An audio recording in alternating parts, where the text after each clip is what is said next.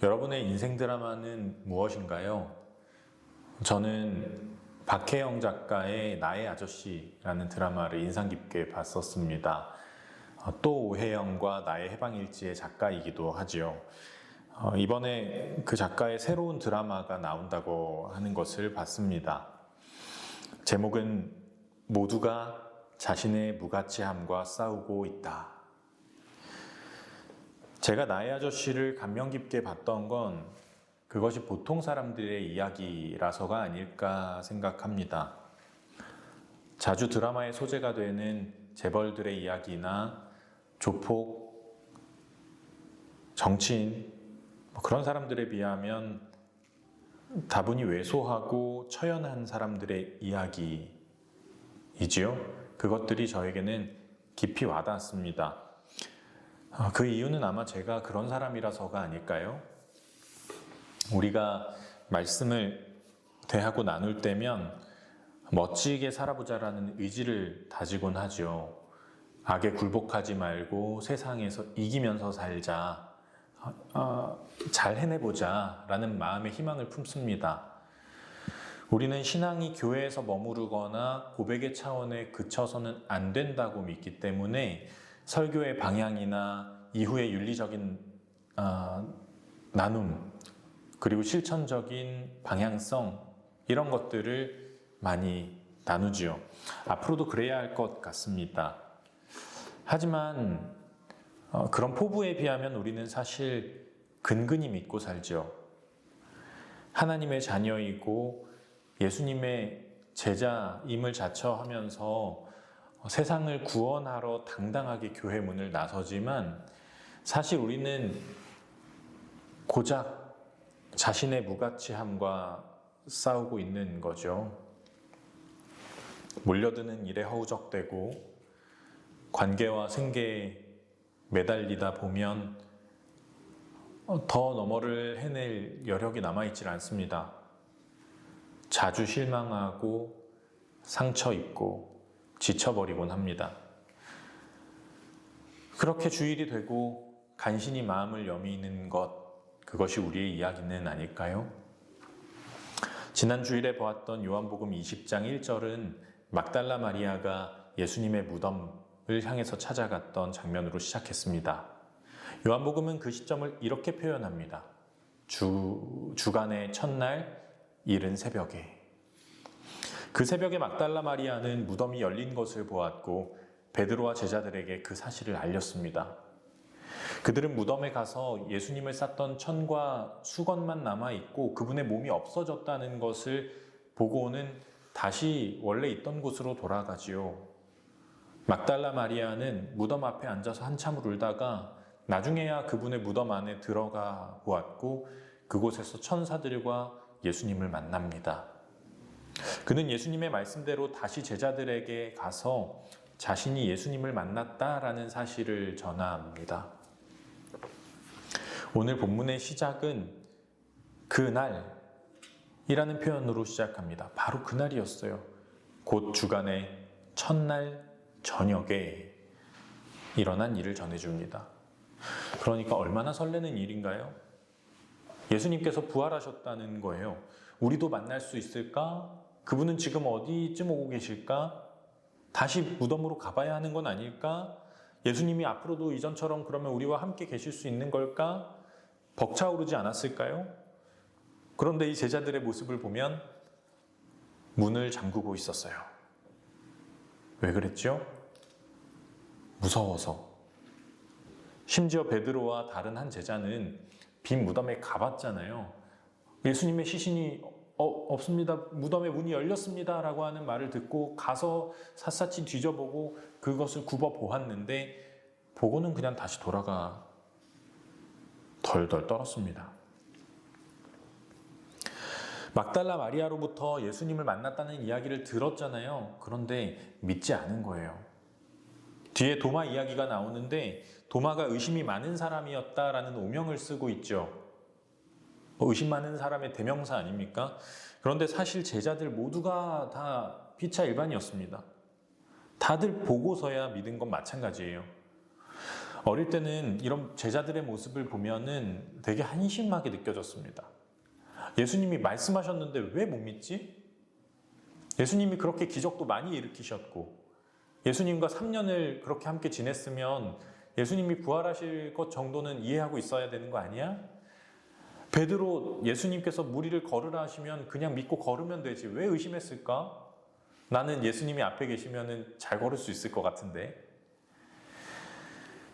그런데요, 지금 이제 자라서 생각해 보면 제자들의 모습이 저와 여러분 같아요. 여러분도 소위 충만하다는 상태를 경험해 보셨죠? 예수님이 나의 전부예요. 주님과 함께라면 다 해낼 수 있을 것 같아요. 밥 못 먹고 살아도 너무 행복해요. 감사와 기쁨이 넘칩니다. 그런 충만함이요. 이제는 나도 달라졌어요. 세상도 달라진 것 같아요. 세상이 바뀌지 않았을지 몰라도 내가 바꿀 수 있을 것 같아요. 그렇게 생각했습니다. 하지만 계속 충만할 수는 없더라고요. 그렇죠. 감격도 사그라지고 처연하고 왜소한 보통의 상태로 다시 돌아가는 게 우리가 살아온 모습들 아닙니까? 그리스도인의 삶은 조금 다를 줄 알았어요. 늘 충만할 수 있을 줄 알았어요. 그게 기본값이라고. 지금 만약에 그런 상태에 있지 못하다면 내가 대단히 뭔가 잘못된 거라서 회개하고 열심을 내고 그랬거든요. 그런데 요즘은 생각이 좀 바뀌었습니다. 어쩌면 우리의 기본값은 마이너스가 아닐까요? 원래 사는 게 힘들고 인간으로서 생존하는 거나 사람답게 사람 구실하면서 사는 거나 그런 게 원체 버거운 일이라서 애쓰다 보면 조금 덜 마이너스가 되기도 하고 좀 운이 좋으면 0에 가까워지고 한 번씩은 넘어서기도 하고 살짝 플러스가 되기도 하고 뭐 그런 거 아닐까? 어떠세요? 여러분은 지금 플러스를 지나고 있나요? 러너스 하이라는 게 있다잖아요. 달리기를 하다 보면 막 숨이 가빠오고 근육이 당겨오고 힘들지만 어느 정도 계속 뛰다 보면 고통을 잊게 되는 순간이 오는 거죠. 편안해지고 엔돌핀이 막 돌아요. 충만한 상태라는 것은 그런 걸 거예요. 그런 경험이 좋은 상태를 유지하면서 나 조금 더 뛰고 싶다라는 생각을 하게 만들기도 하고 다음번에도 멈춰있다가 뛰기 시작할 수 있는 동기가 되기도 하지만 러너스 하이를 느낀다고 해서 영원히 달릴 수 있는 건 아니죠. 다시 속도를 낮춰야 할 때가 있을 거고 또 그래야 또 다음날 뛸 수도 있는 거고 휴식해야 되겠죠. 무서워서 문을 잠그고 있는 제자들에게 예수님은 오셨습니다. 그리고 말씀하셨어요. 너희에게 평안이 있을지어다. 너희에게 평화가 있기를. 우리가 안녕하세요 인사를 하는데 거기에 안녕이라는 말에는 당신이 평화롭기를 바랍니다. 건강하기를 바랍니다. 무탈하기를 바랍니다. 이런 뜻이 있잖아요. 유대인들은 샬롬 그랬고 여기는 헬라어로 쓰였으니까 에이레네인데 다 평화와 평안을 비는 그런 의미가 있습니다. 예수님께서 오셔서 안녕 말씀하시듯이 완전 비루한 사람들, 완전히 실패하고 이전엔 예수님을 내가 지키고야 말겠습니다라고 호언장담했지만 처참하게 무너져버린 사람들 다 도망쳤어요. 지금도 두려워하고 있었던 실패자들 문이라도 열어놓고 길에서 예수님을 전하다가라도 다시 만났으면 조금 덜 부끄러웠을 텐데 예수님의 낯을 볼 수도 없는 그 제자들에게 괜찮다, 괜찮아도 된다 이렇게 말씀하셨습니다. 평안해라. 두 손과 옆구리를 그들에게 보여주시면서 안심하라고 내가 여기 있다고 말씀하시자 그들은 비로소 기뻐했어요. 도마의 이야기를 볼까요? 예수님께서 제자들과 함께 하셨을 때 도마는 그 자리에 없었습니다. 나중에 돌아와서 제자들의 이야기를 듣고는 믿어지지가 않잖아요. 제자들이 막달라 마리아의 이야기를 들었을 때 듣고도 믿지 않고 막 두려워했던 것처럼 도마도 그랬던 거예요. 나는 예수님의 손과 옆구리의 자국들, 상처를 직접 보고 만지지 않고서는 난 절대로 믿지 않아. 난 못 믿겠어. 이렇게 말하고 다시 일주일이 지났습니다. 그 기간이 어땠을까요? 예수님을 보았던 제자들의 감격은 어느새 다시 차분해지고 도마는 내가 옳았나 보다 생각하지 않았을까요? 예수님이 다시 오셨습니다. 너희에게 평화가 있기를. 그리고 도마에게 말씀하셨어요. 여기 만져봐라. 여기도 보렴. 그래서 의심하지 말고 믿음을 가져라. 예수님은 도마한테 실망하지 않으셨어요. 그가 그럴 것임을 알았다는 듯이, 그래도 괜찮다는 듯이, 다른 제자들에게도 그랬듯이 똑같이 보여주시고 절망하고 상처 입은 그의 상태를 이해하셨어요. 그럴 수 있다고 용납하셨습니다. 괜찮으니까 내가 손도 보여주고 옆구리도 보여줄게. 이러면 믿을 수 있어? 저렇게 해줄까? 하면서 다만 그것들 해서라도 다시 믿음을 가져라 라고 쓰러진 도마와 우리를 일으켜 세우기를 원하는 것이 예수님의 마음이었습니다. 때때로 우리는 대단한 사람이 되지 않으면 다른 모든 사람들이 노라고 말할 때 예스라고 말하고, 다른 모든 사람들이 쓰러져 있을 때 이겨내고, 그렇게 하나님을 향해서 조금의 틈도 없는 사람이 되지 않으면 하나님 앞에서 인정받지 못할 거라고, 그분을 실망시키고야 말 거라고, 그래서 그분의 사람이라고 말할 자격도 없다고 그렇게 생각하지만, 하나님은 우리의 변변찮음을 너무 잘 아십니다. 하나님께서 사람이 감당한 시험만 주신다, 바울이 말하잖아요. 시험도 감당할 만큼이에요. 부르심도요. 모세가 홍해를 가를 수 있나요? 홍해를 어떻게 가르겠어요? 모세가 홍해를 가를 수는 없지만 홍해 앞에서 지팡이는 들 수 있잖아요. 여리고를 무너뜨리지는 못하는 약한 백성들이었지만 빙글빙글 돌 수는 있잖아요. 기드온이 못 믿겠다고, 나는 아이와 같다고, 나는 못한다고 말하니까 양털 징표를 보여주시잖아요. 하나님은 우리를 잘 아세요.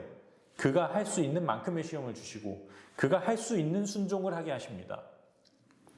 그래서 지금 우리의 상태에서 할 수 있는 것들을 하도록, 우리가 극심한 마이너스, 극심한 지하에 내려가 있으면 조금이라도 올라올 수 있도록, 조금 덜어내도록, 함께 잠깐이라도 힘내서 달려보도록 설득하시고 격려하십니다. 그렇게 뛰다 보면 금방 힘이 없으면 지쳐버릴 수도 있고, 그러면 한참 쉴 수도 있고, 그러다가 한번 애써보고 또 힘들면 또 쉬고, 반복하다 보면은 처음보다 건강해지겠죠. 그러면 그 모습이 하나님께 기쁨이 되지 않을까요? 예수님을 직접 본 도마가 고백합니다. 나의 주님, 나의 하나님. 이 고백은 요한복음의 주제입니다. 예수님은 하나님이시다. 요한복음 전체에서 이 신학을 굉장히 부각시키는데, 예수님의 기도를 통해서 하나님과의 그 관계에 대한 해설을 통해서, 또 요한복음 1장의 그 서막을 통해서 다 이야기하지만 등장인물들은 아무것도 몰라요. 누구도 그걸 이야기하지 못하는데, 의심의 아이콘, 가장 연약한 인물이라고 여겨졌던 도마의 입에서 가장 위대한 고백이 나타납니다. 고린도후서 4장 6절과 7절에서 바울은 이렇게 말씀합니다. 어둠 속에 빛이 비쳐라 하고 말씀하신 하나님께서 우리의 마음속을 비추셔서 예수 그리스도의 얼굴에 나타난 하나님의 영광을 아는 지식의 빛을 우리에게 주셨습니다.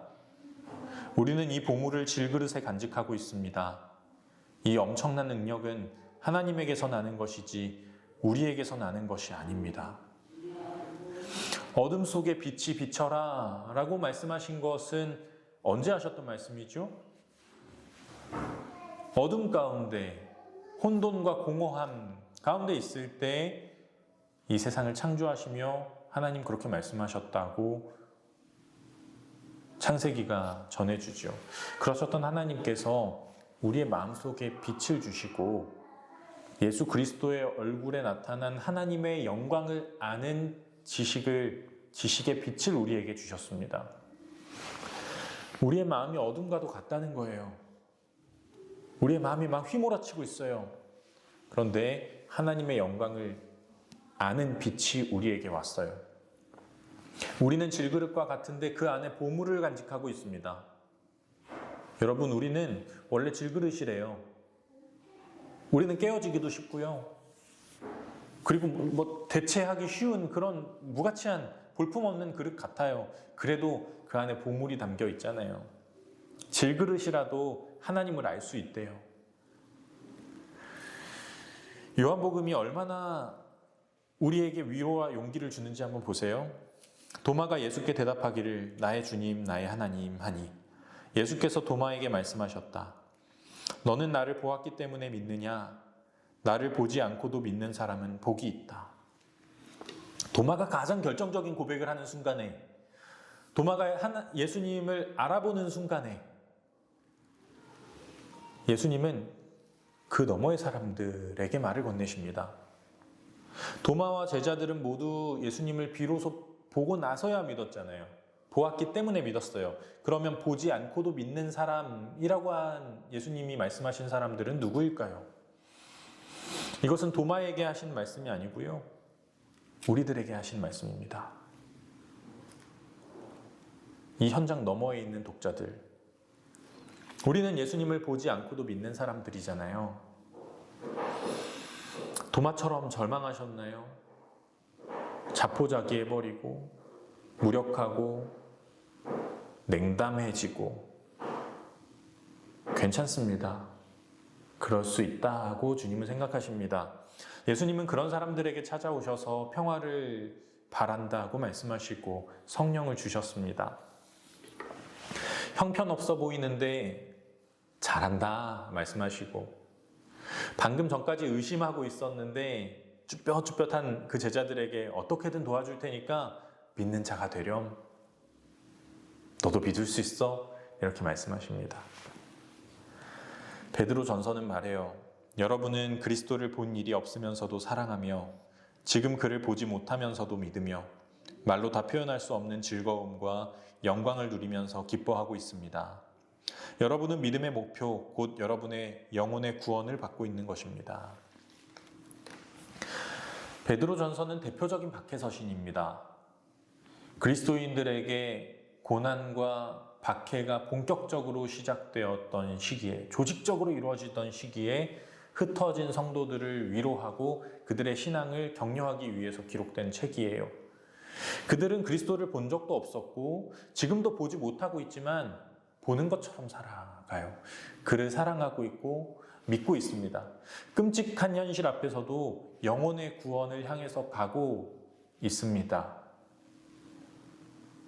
베드로는 사도행전에서도 예수님의 부활을 회중들을 향해서 선포하는데요. 다윗 얘기를 합니다. 우리는 다윗이 1000년 전에 죽은 것을 아는데 다윗은 어떻게 주님의 육체가 썩지 않고 소망 중에 살 거라고 말할 수 있었을까요? 하나님의 약속을 믿고 이후에 오실 그리스도의 부활을 미리 내다보았기 때문입니다. 다윗이 노래한 분이 바로 하나님께서 살리신 나사렛 예수입니다. 이것이 선포의 내용이었어요.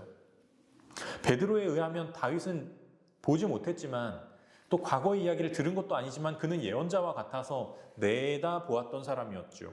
하나님께서 우리에게도 보지 못한 것을 볼 수 있는 눈을 허락하시기를 바랍니다. 나태주 시인의 한 글에서 그분의 자녀가 어릴 때 일기에 썼다는 문구를 소개했습니다. 우리 집은 아빠가 선생질을 해 근근히 먹고 산다. 근근히 먹고 산다는 게 잘 못 먹고 산다는 뜻이잖아요. 입에 풀칠을 겨우 면한다. 그 정도로 조금씩 먹고 산다, 어렵게 산다라는 거니까 이게 부정적인 표현입니다. 이게 그 나태주 시인의 아내분이 자주 하던 말이었대요. 그래서 자녀가 듣고서 그걸 썼던 것 같은데 그때 참 마음이 아팠더라라는 이야기를 하더라고요. 그리고 이야기를 쭉 풀어가는데 마지막에는 이렇게 정리합니다. 근근히 먹고 산다는 이 말을 우리는 지나치게 부끄럽게 불편하게 생각하지 않았으면 좋겠다. 실상 우리는 모두 오늘날도 여전히 근근히 먹고 사는 사람들이다. 그래서 오히려 안쓰럽고 아름답고 눈물겨운 사람들이다. 비록 근근히 먹고 살지만 마음만은 더욱 너그럽게, 부드럽게, 풍부하게 가졌으면 하는 바람이다. 그 길이 정말로 물질로 마냥 풍요로운 오늘날 우리가 잘 사는 길이라 생각한다. 나태주 시인이 과거에 나는 어떻게 살았는데 그때는 얼마나 어려웠는데 그런 이야기도 중간에 하거든요. 오랜 과거와 비교하자면 지금은 그래도 물질적으로 풍요로운데 사람들은 여전히 근근히 먹고 산다는 거예요. 그게 애처롭기도 하고 아름답고 눈물겹고 그러하다. 그런데 역설적으로 너무나도 풍요롭고 그러나 여전히 근근히 먹고 사는 이 우리 소시민들의 형편 가운데 잘 사는 길은 마음을 풍부하게 갖는 데 있는 것이 아닐까 하는 생각입니다. 우리 믿음의 삶도요, 대부분은 우리가 막 차오르고 넘치고 그런 평생을 살아가는 게 아니에요. 살다가 지치면 겨우 보충하고 근근히 한 끼 때우고 또 못하겠다 널브러졌다가도 다시 용기를 내서 몇 걸음 더 가고